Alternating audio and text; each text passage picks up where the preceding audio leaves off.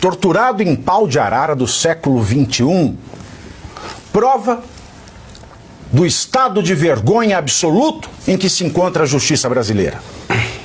Perseguido, injustiçado. Não importa a ideologia com quem ele tenha trabalhado, Felipe Martins é um ser humano e esses adjetivos são os adjetivos que lhe cabem. Injustiçado, preso político, torturado. Novas informações revelam que dados de geolocalização mostram que o celular de Felipe Martins, ex-assessor do presidente Jair Bolsonaro, estava em Brasília no dia 30 de dezembro de 2022, data da viagem do ex-presidente para os Estados Unidos.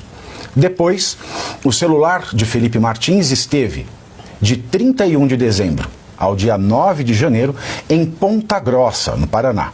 A operadora de telefonia encaminhou ao ministro do STF, Alexandre de Moraes, o relatório com os registros dos sinais do celular. Felipe Martins está preso desde 8 de fevereiro, por ordem de Alexandre de Moraes, mesmo com evidências consistentes e robustas de que não fez a viagem que motivou a sua prisão. Na origem do processo, a Polícia Federal alegou que o ex-assessor de Jair Bolsonaro embarcou aos Estados Unidos sem realizar o procedimento de saída com o passaporte em território nacional para se furtar da aplicação da lei penal. Em primeiro lugar, meus senhores, que lei penal? A lei penal da cabeça dos ministros, a lei penal que não existe, a lei não escrita. E lei penal não escrita é coisa medieval. Não existe crime sem lei anterior, prévia, escrita, estrita, que defina um ato como crime.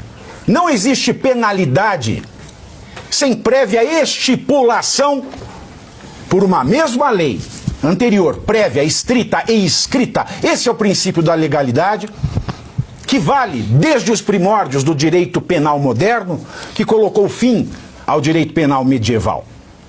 Felipe Martins foi preso por não se sabe o quê, em razão daquilo que se dizia e que já faz tempo foi desmentido pelas autoridades alfandegárias norte-americanas.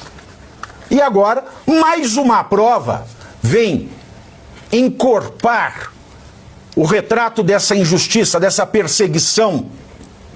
E mesmo assim, desde o dia 8 de fevereiro, Felipe Martins está preso preventivamente. Preventivamente e legalmente, porque sem os requisitos do direito processual penal, sem um crime anterior e sem nenhuma acusação formada. E o que indigna é, doutor João Belutti, não sei se você advoga ainda, mas eu desisti. Não, eu não advogo. Eu desisti. O que um advogado pode falar para um cliente num país como esse? Olha, isso é um crime, isso não é um crime? Num país em que uma consulta a um advogado, como fez o presidente Jair Bolsonaro ou Frederico Wassef no caso das joias, uma consulta sobre o pertencimento dos presentes que ganhou, vira evidência num inquérito criminal de uma ação que nem crime é. E se for ilícito administrativo, nem sanção tem. Felipe Martins, gostem ou não gostem dele, é a bandeira da vergonha nacional. Não há mais justiça. Ele é uma espécie, né, Paverato, uma espécie de Vladimir Herzog do nosso tempo, né, e esperamos que ele não tenha o mesmo fim, porque você vê o Felipe, eu acompanhava ele há muitos anos atrás, ele, o Flávio Morgenstern, faziam muitos conteúdos de podcast lá, o Senso em Comum e tal, Senso em Comum, né, e ele é inteligentíssimo, ele é um internacionalista muito inteligente, não é à toa que atuava nessa área internacional, na assessoria especial internacional, que hoje tem aquele do Celso Amorim, olha para o abismo que a gente entrou, né, de Felipe Martins para Celso Amorim, e ele é muito inteligente, muito articulado. E você vê que me parece que é uma vingança, né? Porque perderam a mão completamente, né?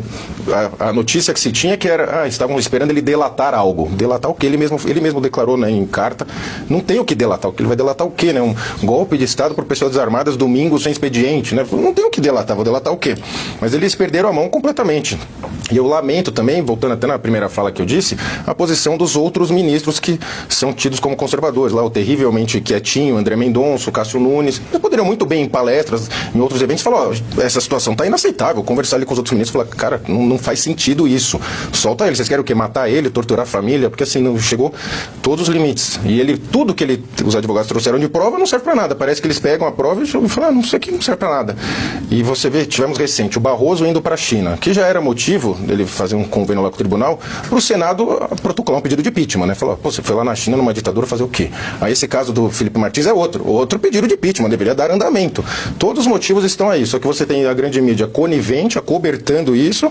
O Felipe Martins, a gente até comentou aqui em bastidores, se a saúde mental dele ainda está ok, realmente um milagre, porque você ficar preso ali mais de 120 dias injustamente, aquilo vai te consumindo de uma forma e cada um reage de uma forma. Eu nem sei, ele vai ter provavelmente sequelas para sempre na vida dele. O Estado vai ter que indenizá-lo, vai ter que indenizar a família do Clezão, vai ter que fazer anistia para os presos de 8 de janeiro. A gente vive num estado de exceção total e esses símbolos, igual ele, espero que ele não tenha o fim do Vladimir Herzog, mas ele é o Vladimir Herzog do nosso tempo. No caso do Clezão, a PGR falou que o ministro Alexandre de Moraes agiu legitimamente. O prazo razoável que está na lei de abuso de autoridade, e esse prazo também no caso do Felipe Martins, já se arrebentou há muito tempo. O próprio motivo, né? O PGR sequer analisa, ele pula essa parte da argumentação. Ele pula. É como se não existisse. Ele olha e fala, não, como não dá para contra-argumentar que o ministro Alexandre é um facínora da lei do abuso de autoridade, porque não respeita o prazo razoável da legislação, está na legislação. Não sou eu que estou falando. Está escrito lá. Basta ser alfabetizado para ler. No caso do Felipe Martins, a mesma coisa. A mesma coisa. E a PGR está de conchavo. E quem assinou esse parecer do caso do Clezão, ignorando a questão do prazo razoável, que é a mesma questão que gira em torno dessa prisão irrazoável, ilícita, ilegal, antidemocrática, despótica, golpista contra o Felipe Martins.